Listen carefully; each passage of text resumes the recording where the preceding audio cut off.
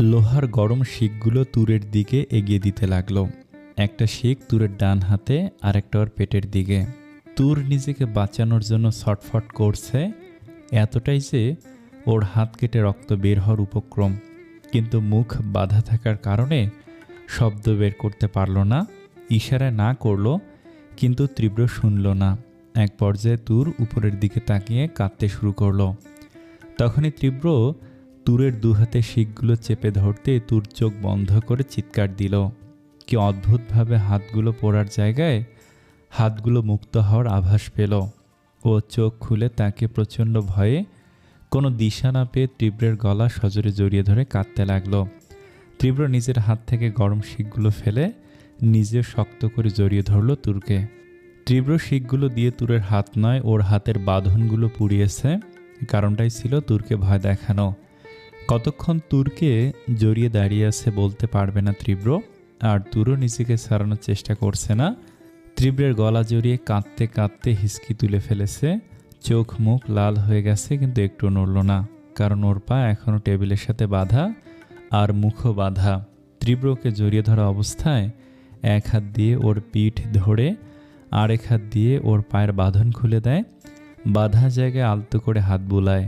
ব্যথা পেয়ে পাটা সরিয়ে নেয় তুর। তীব্র ওকে ছেড়ে নিজেই পা ঝুলিয়ে টেবিলে উঠে বসে। তুর ওর বাম দিকে থাকার কারণে ওর বাম বাহুতে তুরকে বসিয়ে ডান পা উঠিয়ে তুরকে হেলান দেওয়ায়, আর মাথার ভর সম্পূর্ণ তীব্রের ডান বাহুতে। তুর করুণ চোখে তীব্রের দিকে তাকিয়ে হেসকি তুলছে। কান্না থেমে গেছে। এভাবে কিছুক্ষণ তুরের দিকে চেয়ে থেকে ওর মুখের কাপড়টা খুলে দেয় তীব্র।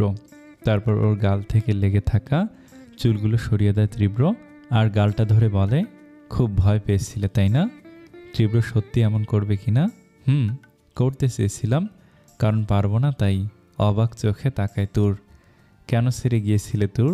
জানো না তোমাকে ছেড়ে আমি পাগল হয়ে যাব? তাহলে কেন করলে এমন?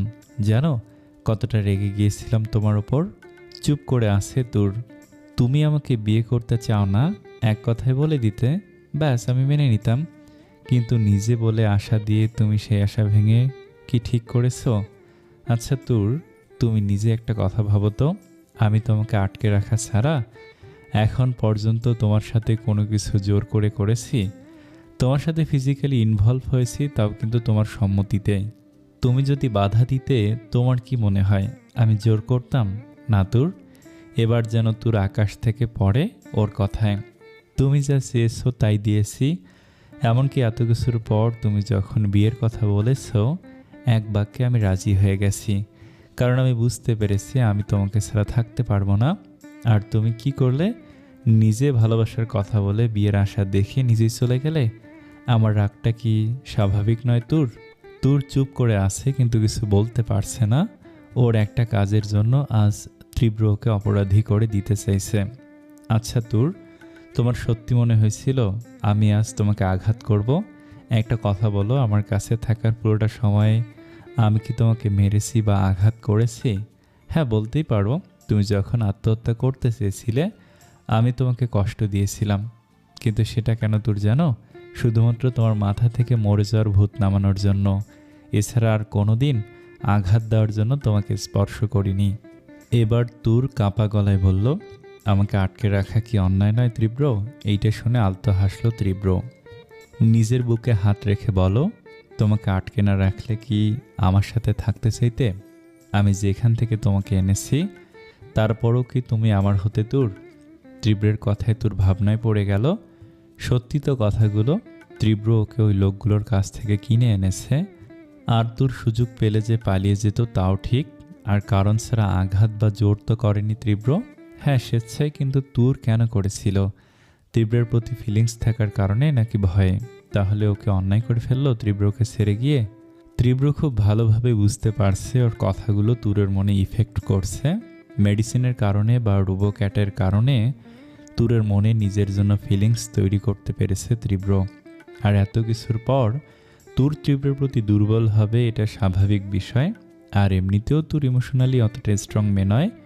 তুর যে কতটা আবেগী তা এই কয় মাসে ভালোভাবেই বুঝতে পেরেছে। আর ও নিজেও কি তুরের মায়ে পড়া থেকে নিজেকে আটকে রাখতে পেরেছে? না। তুমি কি ভেবেছ তোমাকে বন্দিনী করে ভালোবাসি? না তোর, ভালোবাসি তাই বন্দিনী করে রেখেছিলাম। নিজের ভালোবাসার মানুষকে কে ছাড়তে চায় বলো? আচ্ছা তোর, তুমি বলো, আমি যদি তোমাকে শুধু ইউজ করতে চাইতাম তাহলে তোমার এক কথায় তোমাকে বিয়ে করতে রাজি হতাম? তোর কি করবে বুঝতে পারছে না, সত্যি মিথ্যার মাঝে ঘুরপাক খাচ্ছে। তীব্রের প্রতিটি কথা ওর মনে আঘাত করছে। মন এক কথা বলছে আর বিবেক অন্য কথা, দুইয়ের টানাপোড়েনে পাগল হয়ে যাচ্ছে তোর।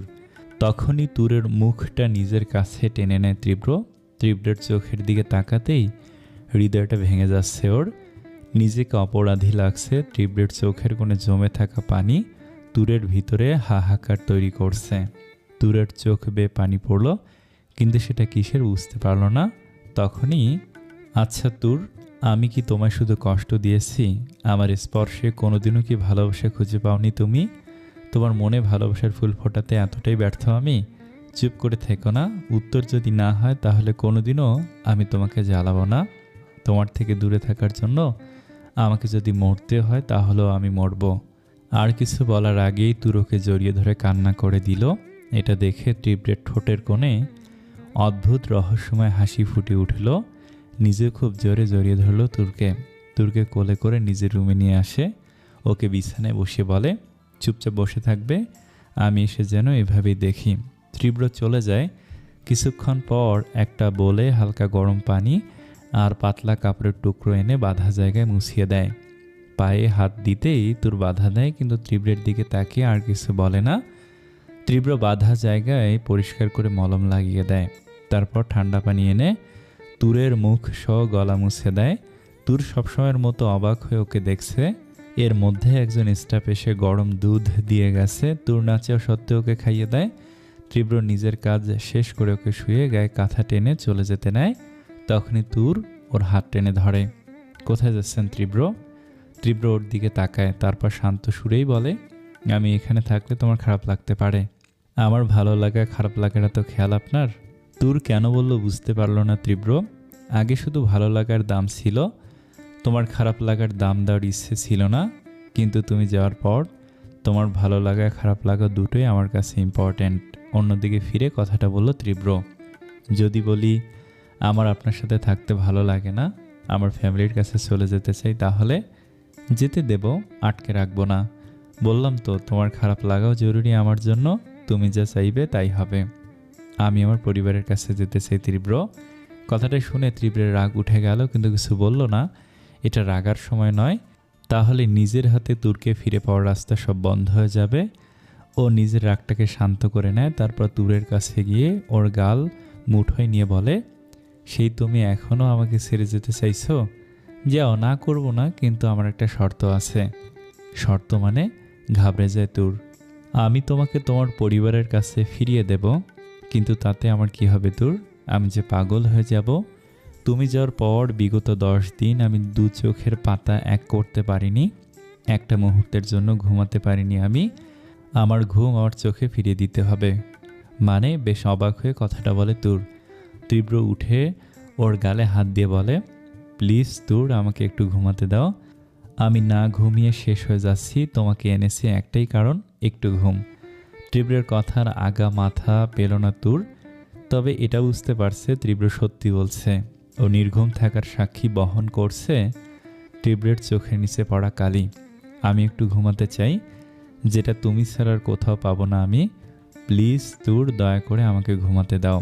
তীব্রের কথায় সায় দিতে পারল না, কিন্তু তীব্রের ক্লান্ত চাহনি তুরকে বুঝিয়ে দিচ্ছে কতটা অসহায় হয়ে ও ঘুমাতে চাইছে।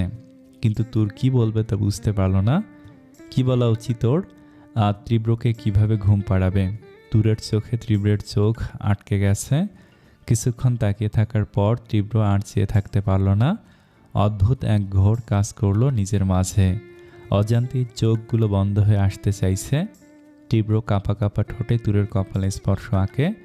তুরের নাকে আরেকটা স্পর্শ এঁকে ঠোঁটের দিকে তাকাতেই ঘোরটা আরও বেড়ে যায়। কিন্তু তুরকে অবাক করে দিয়ে তীব্র ওর পেটের ওপর মাথা রেখে কোমর জড়িয়ে ধরে শুয়ে পড়ে। আমার ঘুমের ঔষধ পেয়ে গেছি, আর সেটা হচ্ছে নেশা, অন্য কিছু নয় তোমার। নিশ্চুপ হয়ে যায় তীব্র। কিছুক্ষণ পর তুর উঠতে চাইলে পারে না। তীব্রকে ডাকতে দেখে গভীর ঘুমে আচ্ছন্ন তীব্র। তীব্রকে দেখে মনে হচ্ছে দুনিয়ার সবচেয়ে সুখী মানুষ সে। এতটা নিশ্চিন্তে আর গভীরভাবে সুখী মানুষই ঘুমাতে পারে। তবে একটা জিনিস অবাক লাগছে, যে এই মানুষটা কিছুক্ষণ আগেও একটু ঘুমের জন্য ছটফট করছে, সে এতটা মগ্ন হয়ে কিভাবে ঘুমায়। সন্ধ্যার পর 6টা বাজবে হয়তো, চারিদিক অন্ধকার, তবু তুরের এই সময় ঘুম আসবে না। কিন্তু তীব্রের ঘুমটা নষ্ট করতে ইচ্ছে করছে না। তীব্র কতটা শান্তিতে ঘুমাচ্ছে সেটা ওর মুখে প্রশান্তির আভায় ফুটে উঠেছে। নিজের অজান্তেই ঠোঁটের কোণে হাসি ফুটে ওঠে ওর। এই ঘুমটা যেন অনেকক্ষণ স্থায়ী হয় ওর, এটাই তুরের চাওয়া। কিন্তু কারণটা অজানা, যদিও সবসময় সব কিছুর কারণ বাঞ্ছনীয় নয়। নিজের অজান্তেই তুরের হাত তীব্রের মাথায় প্রবেশ করে, আলতো করে টানতে থাকে। আর তীব্র পরম আবেশে ঘুমিয়ে আছে প্রাণপ্রিয়াকে নিয়ে। যদিও তাকে সে নিজের বন্ধ দরজার তুমি উপাধি দিয়েছে, কিন্তু তাতে কি আসে যায়। রাত 10টা হঠাৎ করে তুরের ঘুমটা ভেঙে যায়। তীব্রের সাথে কখন ঘুমিয়ে গিয়েছে নিজেও জানে না। ব্যালকনির দরজার পর্দাগুলো উঠছে এক নাগারে, সাথে মেঘের সাথে থাকা 4টা উকি দিচ্ছে। ঠান্ডা বাতাসে শীত শীত লাগছে তুরের। তুর উঠতে চাইলে নিজেকে তীব্রের বাম বাহুতে আবিষ্কার করলো। গভীর ঘুমে আচ্ছন্ন তীব্র। এই লোকটাও না যেভাবে ঘুমাক, একসময় দেখা যাবে তুরকে সেই নিজের বাম বাহুতে জড়িয়ে শুয়ে আছে। বলতে গেলে এটা অভ্যাস। কথাটা ভেবেই আলতো হাসে তুর। তীব্রকে এভাবে ঘুমাতে দেখে তুর নিজে নড়াচড়া করলো না। তবে বাইরে থেকে আসা ঠান্ডা বাতাসে ওর যেমন শীত করছে, তীব্রের গুটিসুটি মেরে শোয়াতে বুঝলো ওরও তাই। কিন্তু বেচারা এতটাই ঘুমে মগ্ন যে কোনো খেয়াল নেই। তুর নিজের মাথার কাছ থেকে একটা কম্বল নিয়ে দুজনের গায়ে জড়িয়ে দিল। উষ্ণতায় আফসা অন্ধকারে তীব্রের ঠোঁটে হাসি ফুটে উঠল। আলতো হাসল তুর। এবার তীব্র নয়, নিজেই ওর বুকে মুখ গুজল তুর। তীব্র ঘুমের ঘোরে ওকে শক্ত করে জড়িয়ে ধরল। কিছুক্ষণের মধ্যে তুর ঘুমের মধ্যে তলিয়ে গেল। ওদিকে তো আর অনেক টেনশন হচ্ছে, যা কিছু বলে ম্যানেজ করেছে। সানিকে ফোন দিল কিন্তু ধরছে না, আর তুরের ফোন সুইচ অফ দেখাচ্ছে। হঠাৎ করে ঘুমের মাঝে তুর কাউকে খুঁজল কিন্তু পেল না। ঘুম ঘুম চোখে পাশ ফিরিয়ে তীব্রকে খোঁজার চেষ্টা করলো, কিন্তু বিছানায় তীব্র নেই। তুর আশেপাশে খোঁজার চেষ্টা করতেই ব্যালকনিতে উঠতে থাকা পর্দার ওপাশে কেউ দাঁড়িয়ে আছে দেখতে পেল। তোর কম্বলটা সরিয়ে আস্তে আস্তে ব্যালকনিতে গিয়ে দেখে তীব্র দুহাত গুজে দাঁড়িয়ে সামনেরটা দেখছিল। তুরের আশার আভাস পেয়ে নিজের চোখটা বন্ধ করে বলল, ঠান্ডা লাগছে, ভিতরে যাও। আপনার লাগছে না? কথাটা শুনে বিস্মিত হয়ে চোখ খুলে ওর দিকে তাকায়। তুর নিচের দিকে তাকিয়ে আছে। ভিতরে যাও। তুর কোনো রেসপন্স করলো না। এটা দেখে তীব্র চেয়ারে থাকা চাদরটা তুলে তুরের গায়ে জড়িয়ে দিতে চাইল, কিন্তু তুর বলল, আমার শীত লাগছে না, আপনি বরং নিজের গায়ে জড়িয়ে নিন। কথাটা শুনে তীব্র চাদরটা নিজের গায়ে জড়িয়ে নিল। এটা দেখে তুর আবার চোখ নামিয়ে নিল। তীব্র বুঝতে পারছে ওর শীত করছে। ও কথা না বাড়িয়ে তুরকে বুকের মধ্যে টেনে দুজনকে ঢেকে দেয়। বললাম তো আমার শীত লাগছে না। আমি কখন বললাম আমার শীত লাগছে? আসলে আমার এত বেশি শীত লাগছে যে চাদরে শীত মানছে না। তুর কিছু বলল না। তুরকে জড়িয়ে দাঁড়িয়ে রইল ও। বাতাসের বেগটাও ধীরে ধীরে বেড়ে চলেছে। তুরের মুখ ঠান্ডায় জমে যাচ্ছে, আর ওর অবাধ্য চুলগুলো তীব্রের মুখে বাড়ি খাচ্ছে। হঠাৎ করে তুরকে নিজের দিকে ফিরিয়ে ওকে চাদরে সম্পূর্ণ আবৃত করে নিল। তুরের ঠান্ডা মুখটা ওর বুকে লাগতেই কেঁপে উঠল। ওর উষ্ণতায় মিশে গেল। বেশ কিছুক্ষণ এভাবে থাকার পর তোর মুখ তুলে ওর দিকে তাকিয়ে বলল, আপনি কি আমাকে এখানে রাখবেন তীব্র? তীব্র স্থির চাহনিতে ওর দিকে তাকালো। তুমি কি থাকতে চাও? নিশ্চুপ তুর। তাহলে রাখবো না, বাসায় দিয়ে আসবো তোমাকে। সত্যি? শান্ত গলায় কথাটা বলল তুর।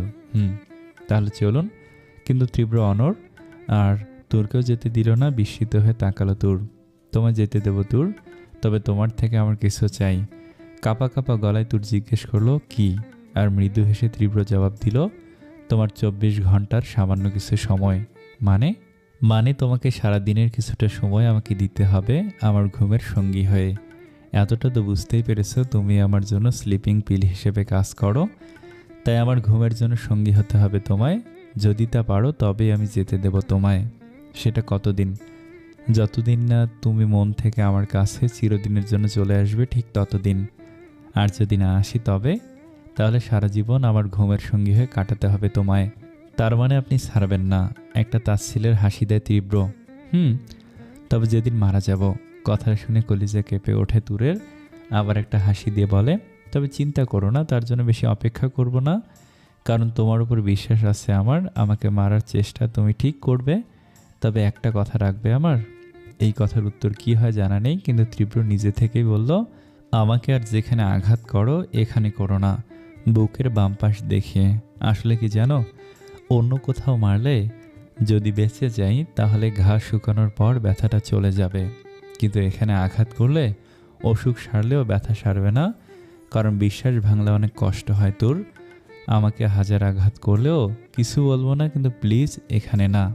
তীব্রের কথায় ওর চোখে পানি চলে এলো। শরীরের আঘাত পূরণ, মনের আঘাত না। আর তীব্র নিজের কথায় বুঝিয়ে দিয়েছে ও তুরকে ভয় পায়, তবে শরীরের আঘাতের নয়, বিশ্বাস ভাঙার আঘাত। ও তীব্রকে শক্ত করে জড়িয়ে ধরে।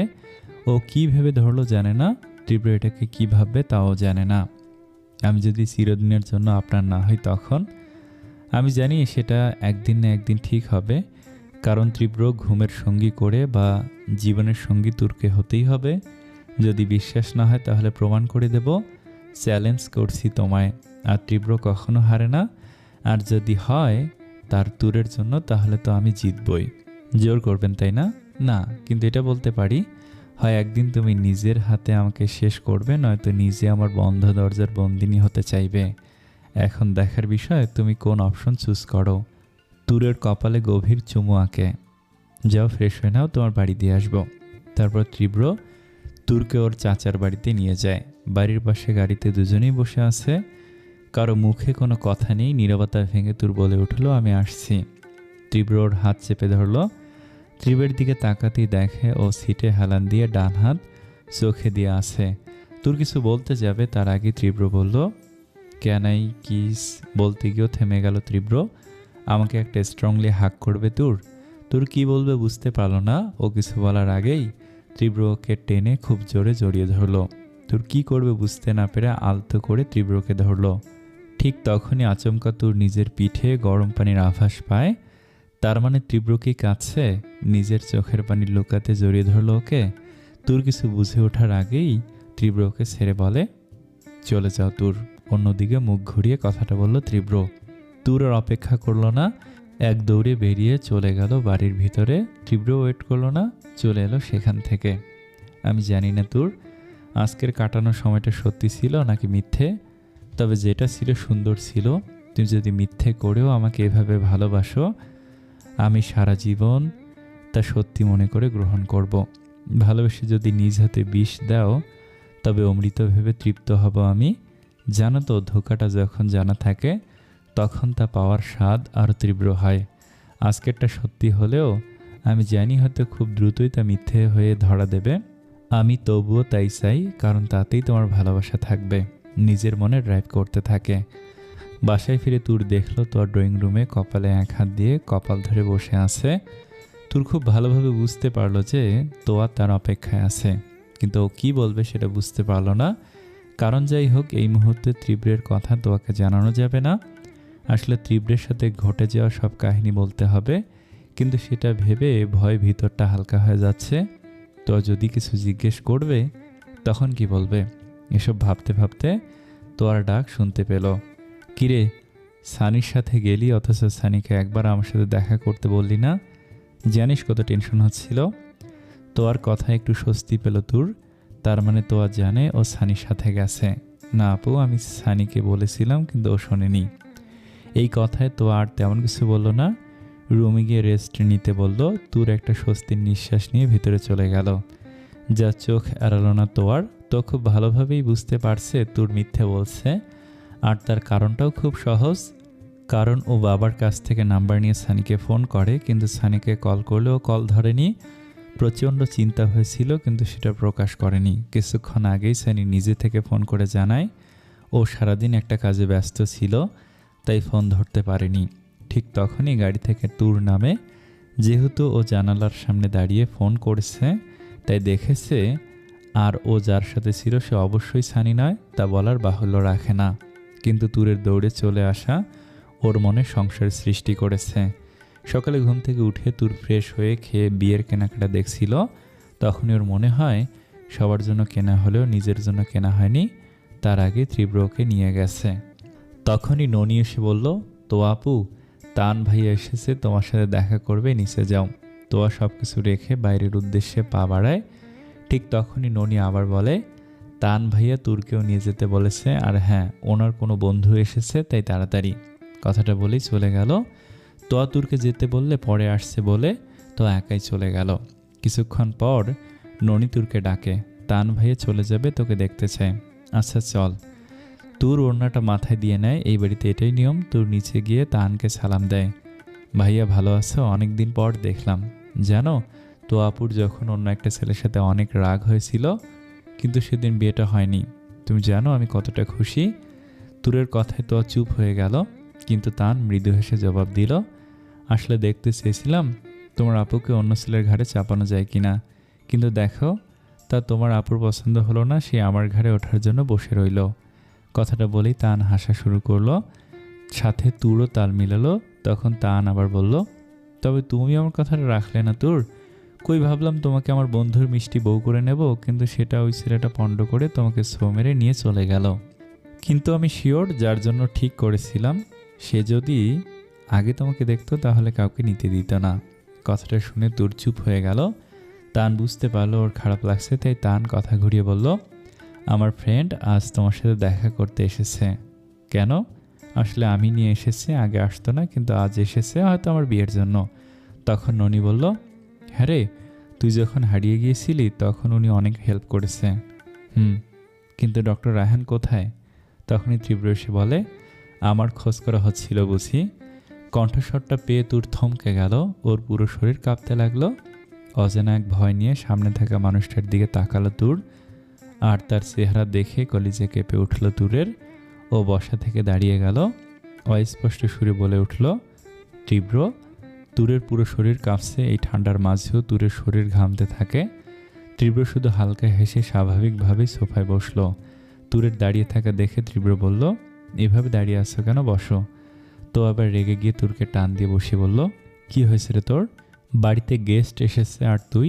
না মানে আপু, হয়েছে, চুপচাপ বস। তারপর ওরা সবাই কথা বলতে লাগলো।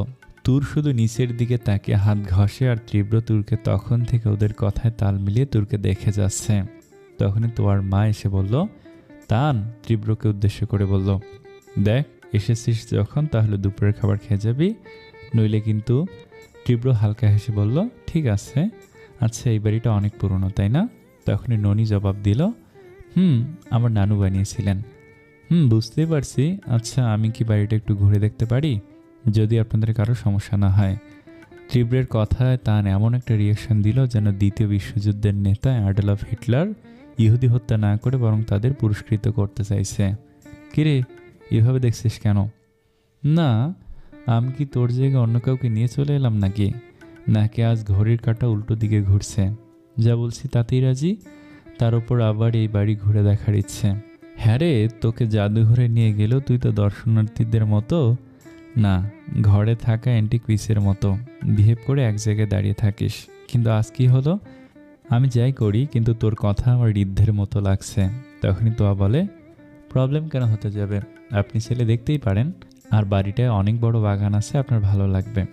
আমি বাড়ি ঘুরিয়ে দেখাবো। কথাটা বলল নিমি।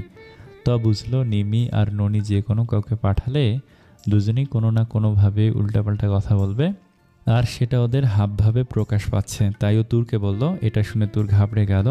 ও কিছু বলতে চাইল, কিন্তু তার আগেই তীব্র বলে উঠলো, তাহলে চলো, তোর বাড়িটা একটু ঘুরে দেখাবা।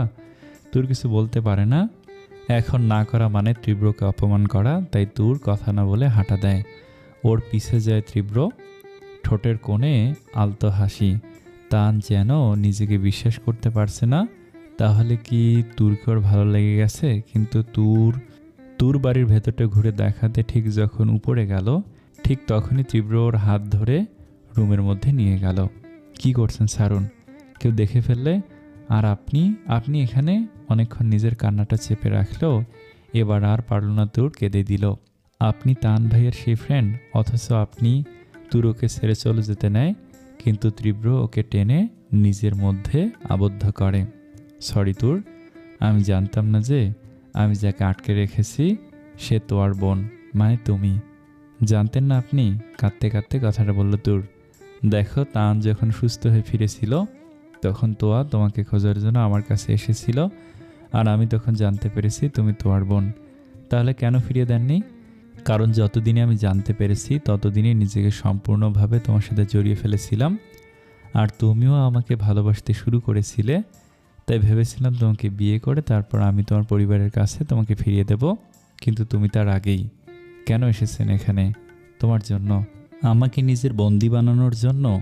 না তুর, তোমার পরিবারের সম্মতিতে তোমাকে বিয়ে করে নিজের বউ বানানোর জন্য। আমি শুধু তোমার অপেক্ষায় আছি। তুমি যদি হ্যাঁ বলো তাহলে ছাড়ুন আমাকে, দরজা খোলা কেউ এসে পড়বে। তীব্র তুরকে ছেড়ে দিয়ে ঘুরে দাঁড়ায়, তারপর নিজের পকেট থেকে একটা পেন্ডেন্ট বের করে তুরের গলায় পরিয়ে দেয়। এটা কি? মুখ দেখার উপহার। মনে করো আজ ছেলে পক্ষ তোমাকে দেখতে এলো, যার সাথে ধর্মীয় অনুযায়ী বিয়ে করবে তুমি। তুরের প্রচণ্ড কান্না পাচ্ছে। তুর কিছু বলতে যাবে তখনই তোয়ার ডাক শোনে। ও দ্রুত চোখ মুছে তোয়ার কাছে যায়। তীব্র নিচে নেমে আসে, ওকে বাগান দেখানোর কথা বললে না করে দেয়। তারপর ওদের সাথে গল্প করে মেতে ওঠে।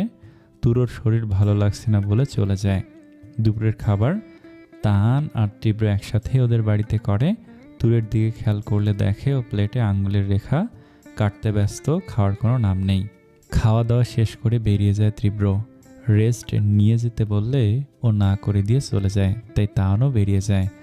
ওরা যাওয়ার পর তোয়া তুরকে টেনে রুমে নিয়ে রুমের দরজা লক করে দেয়। তারপর বেশ গম্ভীর গলায় জিজ্ঞেস করে, তুই কি ডক্টর রায়হানকে চিনিস তুর? তোর এই কথায় চমকে ওঠে তুর। হঠাৎ আপু এই কথা জিজ্ঞেস করছে কেন? কিরে, বলছিস না যে তুই ডক্টর রায়হানকে চিনিস কিনা? আসলে আপু, রাতে তীব্র নিজের রুমে বসে কাজ করছিল, তখন ঋদ্ধ আসে। ওকে তীব্র সমস্ত কাজ বুঝিয়ে দেয়, কিন্তু কিছুক্ষণ পর খেয়াল করলো ঋদ্ধ ওর আগের জায়গাতে দাঁড়িয়ে আছে। বুঝতে পারলো ও কিছু বলতে চায়। কিছু বলবে? স্যার, আপনি তুরকে বিয়ে করবেন, তাহলে এত ঝামেলা কেন পোয়াচ্ছেন? ওর ফ্যামিলিকে বিয়ের প্রস্তাব দিলে নাচতে নাচতে বিয়ের জন্য রাজি হবে। হবে না মানে? আমি কোনো ঝামেলা চাই না, তাই এইসব করছি। যেহেতু ওরা জানে সানিকে তুরের বিয়ে ভাবে, আর এটা জানে তুর এতদিন সানির বাড়িতে ছিল, তাই ওরা সানির সাথেই তুরের বিয়ে দিতে চাইবে। তাহলে সেটা তোমায় ভাবতে হবে না, যাও তুমি। কিন্তু ঋদ্ধ। Okay sir. ঋদ্ধ চলে গেল। ঠিক তখনই তীব্র নিজের মনেই বলল, তুমি বুঝবে না ঋদ্ধ, তুরের ফ্যামিলির কাছে বিয়ের প্রস্তাব পাঠানোর আগে তুরকে দুর্বল করাটা জরুরি, আর তার জন্যই আমার প্রতি তার অনুভূতি কাজে লাগিয়ে ওকে দুর্বল করতে চেয়েছি। কারণ আমি যদি ওর ওপর ডিসিশন চাপিয়ে ওকে বিয়ে করার প্রস্তাব দেই, আর জেদে ও যদি সবাইকে সবটা বলে দেয়, তাহলে সবটা আমার হাতের বাইরে চলে যাবে। যাকে খোঁজার জন্য আমি সবাইকে হেল্প করেছি, অথচ সে আমার কাছে বন্দি ছিল, এটা কারোরই কাম্য না। পরের দিন তীব্র তুরের বাড়ি যায়। ওকে দেখে সবাই বেশ খুশি হয়। তখন তীব্র তুরের চাচা আর ওর বাবা মায়ের সাথে কথা বলতে চায়। তীব্র দেখে মনেই হচ্ছে বেশ গুরুত্বপূর্ণ। তীব্রের সাথে তানও এসেছে, তবে কেন সেটা জানে না। তখনই তোর বাবা বলে উঠল, তান আর তোর বিয়ে নিয়ে কিছু কথা। ওনাকে থামিয়ে দিয়ে বলে, আমি তান আর তোর বিয়ে নিয়ে কিছু বলতে আসিনি। তাহলে আমি আপনার ভাস্তি তুরকে বিয়ে করতে চাই। কথাটা শোনা মাত্র ওনাদের মাথায় যেন আকাশ ভেঙে পড়ল। তীব্র সব জেনেও ওনাদের অবাক হওয়ার কারণটা বুঝতে পারলো তীব্র, তাই নিজে থেকে বলল, আমি তুরের মতামত জানতে চাই। যদি আমাকে বিয়ে করতে রাজি হয় তাহলে আমার কোনো সমস্যা নেই, আর যদি আগের কথা ধরে বসে থাকেন তাহলে। তখনই তো বলে ওঠে, we are sorry mister Raihan, কিন্তু আমার বোনের বিয়ে অলরেডি সানির সাথে ঠিক হয়ে গিয়েছে, আর তাই আমাদের পক্ষে আপনার সাথে তুরের বিয়ে দেওয়াটা অসম্ভব। সেটা আমি তুরের কাছ থেকে জানতে চাই। তুর, তুমি কি আমাকে বিয়ে করবে? তুর একবার তোয়ার দিকে তাকায়, একবার তীব্রের দিকে। তো বলে উঠল, বল তুর, তুই ওনাকে নয় সানিকে বিয়ে করবি। তুর কিছু বলল না, শুধু মাথা নাড়ালো। এটা দেখে তীব্রের ধৈর্যের বাঁধ ভেঙে গেল, কিন্তু কিছু বলল না। তার নিজেও অবাক তীব্রের এই প্রস্তাবে। আর তো কিভাবে এতটা স্পষ্ট করে তীব্রকে ফিরিয়ে দিল। তীব্র তুরের বাবা মায়ের কাছে জানতে চাইল, আপনারা আপনাদের মেয়েকে কি আমার সাথে বিয়ে দিতে আপত্তি আছে? এইটা শুনে তুরের বাবা বলে, তোমার সাথে বিয়ে দিতে তেমনভাবে আমার কোনো আপত্তি ছিল না, কিন্তু আমি তুরের অমতে। তীব্র কিছু বলল না, নিজের রাগটাকে কন্ট্রোল করতে চাইল। এই প্রথম নিজেকে ছোট মনে হচ্ছে তীব্রের, প্রথম কোনো কিছুর জন্য আরেকজনকে চাইছে। তীব্রের রাগটা আরও বেশি লাগছে তুরের ওপর। ওর মতে তুরের বিয়ে না করার কারণ ছিল না। ও তুরের দিকে তাকাতেই দেখে তোর নিচের দিকে তাকিয়ে কাঁদছে। ভালোভাবেই বুঝলো এটা তুরের মর্জিতে হচ্ছে না। তোয়ার দিকে তাকাতেই ওর ঠোঁটে একটা অদ্ভুত হাসির আভা দেখতে পেল। তীব্র তানের দিকে তাকাতেই ওর বাড়ি থেকে বেরোতে চাইল। ঠিক তখনই একটা ফোন আসে। তীব্র ফোনটা রিসিভ করতেই, স্যার থানা থেকে বলছি, আপনার নামে একজন মেয়ে কমপ্লেন করেছে আপনি তার বোনকে আটকে রেখে টর্চার করেছেন। আপনাকে শুধুমাত্র জিজ্ঞাসাবাদের জন্য ডাকা হবে, কাইন্ডলি যদি আসতেন। আমি আসছি। তুরের দিকে তাকিয়ে ফোনটা নামিয়ে নিল। তুরের ভয়ে কলিজে কেঁপে উঠছে। আমি আসছি। কোথায় যাচ্ছিস? মেয়ে দেখতে এসেছি, তার জন্য গিফট আনতে যাচ্ছি। মানে? কোনো কথা না বলে বেরিয়ে এসে নিজের গাড়িতে বসে থানার উদ্দেশ্যে বেরিয়ে গেল তীব্র। কালকের ঘটনা। কালকে যখন তোয়া তুরকে জিজ্ঞেস করেছিল, কিরে তুই ডক্টর রায়হানকে চিনিস? না আপু। কথাটা শোনা মাত্র সজোরে তুরের গালে থাপ্পড় বসিয়ে দেয় তোয়া। আমাকে মিথ্যে বলছিস যে তোর থেকে তোকে ভালো করে চেনে? কাল তুই সানির সাথে যাসনি, তুই ডক্টর রায়হানের সাথে গিয়েছিলি। কারণ যে গাড়িতে আজ ডক্টর রায়হান এসেছে ঠিক সেই গাড়িটা কাল তোকে নামিয়ে দিয়েছে। আর আমি সানিকে ফোন দিয়েছিলাম, ওই স্পষ্টভাবে জানিয়েছে তুই তার সাথে নেই। আপু আসলে কাঁদতে থাকে। তোর কোনো মিথ্যে কথা না। এই লকেট উনি তোকে কেন দিবে? এই লকেটটা মিনিমাম 10 লক্ষ টাকা হবে। এত দামি জিনিস তোকে কেন দেবে বল? তার মানে এটাই, তুই সানিকে ঠকে ডক্টর রায়হানের সাথে। তখনই তুর গিয়ে তোর পা জড়িয়ে ধরে। আপু তুই আমাকে ভুল বুঝিস না, আমি কোনো অন্যায় করিনি। এটা দেখে তো নিজের রাগটাকে কন্ট্রোল করে তুরকে ওঠায়, তারপর বলে, তাহলে সত্যিটা কি? সত্যিটা হলো, আরও জোরে কেঁদে ফেলে তোর। সেদিন বিয়ে থেকে আমার কিছু লোক তুলে নিয়ে যায়। জানি না কেন ওরা নিমি আর ননিকে ছেড়ে দিল, কিন্তু আমাকে ওরা কিছু লোকদের হাতে তুলে দিল, যারা আমাকে একটা হোটেলে নিয়ে বিক্রি করে দেয়। আর সেখান থেকে তীব্র মানে ডক্টর রায়হান আমাকে কেনে। তারপর সব কথা তোয়াকে খুলে বলে। ওর বিয়ে থেকে পালানো কথাগুলো শুনে তোয়ার গায়ে আগুন জ্বলে ওঠে। যে তুরকে খোঁজার জন্য ও তীব্রের কাছে ছুটে গিয়েছে, সে নিজেই ওর বোনকে আটকে রেখে তুরকে খোঁজার মিথ্যে নাটক করলো। আপু উনি এখন আমাকে বিয়ে করতে চায়, তাই কি তুই নাচতে নাচতে রাজি হয়ে গেলি? কতটা নোংরা হলে এরকম কাজ করা যায় তার ধারণা আছে তোর? আমার তো ভাবতেই ঘৃণা হচ্ছে। তোর কোনো কথা বলতে পারলো না, শুধু কাঁদতে লাগলো। তখনই তোয়া বলল, তোকে কিছু করতে হবে না, এবার যা বলার যা করার আমি করব।